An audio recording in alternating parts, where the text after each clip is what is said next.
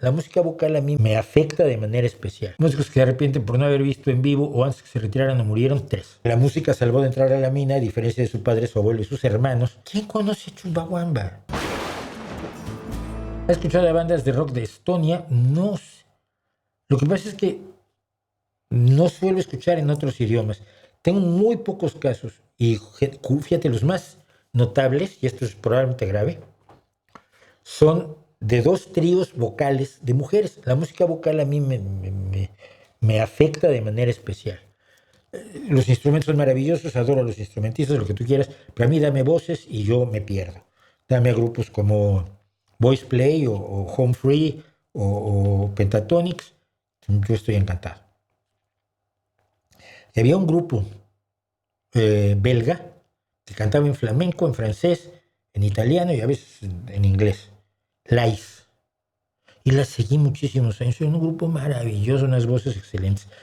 Y no entendía yo lo que cantaban. Luego fui, más o menos, sobre todo cuando cantaban en flamenco, ¿no? Entonces fui encontrando letras y algunas letras eran de lo más bobo del mundo. Y pues, sonaba mejor cuando no me la sabía ya la letra. Y ahora soy muy fan del trío Mandili. El trío Mandili es un trío de Georgia que cantan en georgiano, en húngaro, en polaco, en idiomas que no conozco ninguno de ellos, ¿no?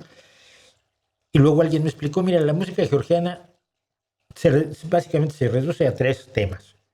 Canciones de amor, canciones sobre Georgia y canciones de amor a Georgia. Y todas las canciones del trío Mandili son eso. Pues me parece muy bien, pero suenan muy bien las 3. Es placentero el escuchar sus voces, aunque no entiendas lo que estás leyendo, lo que estás oyendo. Pero en general, luego de eso, oír canciones, grupos de heavy en alemán y baladas en sueco y cosas así, no me entusiasma demasiado.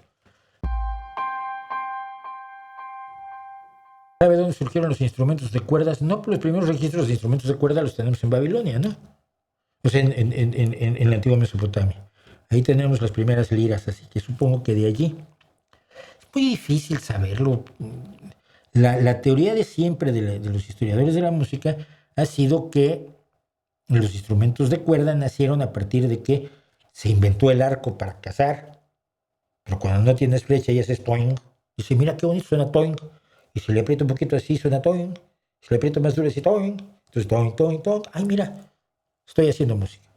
Es la teoría, no lo sabemos, es una especulación. ¿Qué importa a todo esto? Músicos que se arrepienten por no haber visto en vivo o antes que se retiraran o murieron, 3. 3. Y los 3 fueron por culpa de mi trabajo en la Semana Negra, por mi dedicación a la Semana Negra. La última gira de B.B. King, lo iba yo a ir a ver, tocó aquí en España, coincidía con la Semana Negra. No lo pude ver nunca. La última gira de Leonard Cohen, uno de mis héroes musicales, el único del que he dicho es que si hubiera preferido que le dieran el Nobel de Literatura a Cohen que a Dylan, que está bien, lo de Dylan está bien, pero hubiera preferido a Cohen o a Tom Waits. Y los últimos conciertos, las últimas giras de Cohen y de Tom Waits, no las pude ver porque las 3 coincidieron con la Semana Negra de Gijón, donde yo trabajaba como jefe de carpa, como jefe de calle. Entonces son los 3 que me rompe no haber visto por la enorme admiración que tenían los 3. Por supuesto, uno en el blues, Leonard Cohen más en la música popular, por así decirlo, y Tom Waits como uno de los rockeros más potentes de la historia. Cualquiera que haga un disco como Blue Valentine merece mi admiración y respeto. Hable también de la canción 16 toneladas. Se ha hablado ampliamente de la canción de 16 toneladas, que es una de las 3 canciones de la mina que escribió el mismo autor, a quien la música salvó de entrar a la mina, a diferencia de su padre, su abuelo y sus hermanos, que es una de las grandes canciones de la minería. Una historia nada más, mi suegro fue minero. Y alguna vez le pregunté, oye, José, ¿cuántas toneladas tenías que picar cada día? Él era picador. El picador de todos los mineros, el picador es el más importante, es el que está en la veta con el martillo neumático arrancando el carbón directamente de la veta. O sea, tú, ¿cuántas toneladas tenías que sacar al día de carbón? Y él, que no tiene idea de la música, mucho menos de la música de Estados Unidos, sobre la mina y demás, se me dijo, 16 toneladas, ya estabas bien. Dije, mira, sabía de lo que hablaba el autor. Vamos a hablar un día de esas canciones de la mina. En la lista de canciones para Cuéntame una canción, ¿tienes alguna de Chumbawamba? No, porque ¿quién conoce a Chumbawamba? Yo conozco a Chumbawamba, bueno, sí, por supuesto que conozco a Chumbawamba.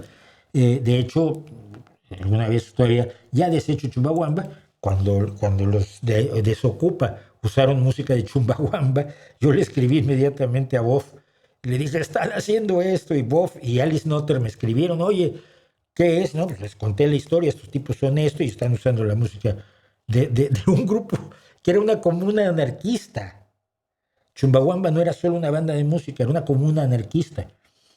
Y entonces mandaron una tropa de abogados que le quitaron la música a Dani Desocupa.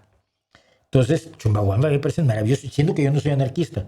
Además me encantaba que eran gente muy seria y muy comprometida con sus creencias, que eso yo siempre lo valoro, cuando las creencias son nobles. Entonces, pero ¿quién conoce a Chumbawamba? Yo puedo hablar de maravillosas canciones de Chumbawamba y sin embargo no creo que a nadie le interese. Es más, les voy a contar una anécdota de Chumbawamba que siempre me gustó a mí. Eh, Cuando se estaba deshaciendo el grupo, decidieron hacer un pequeño CD sobre la muerte de Margaret Thatcher, que todavía no se había muerto. Entonces le dijeron a sus fans, tú mandas 5 libras, tu nombre, tu dirección. El día que muera Margaret Thatcher, te mandamos el CD.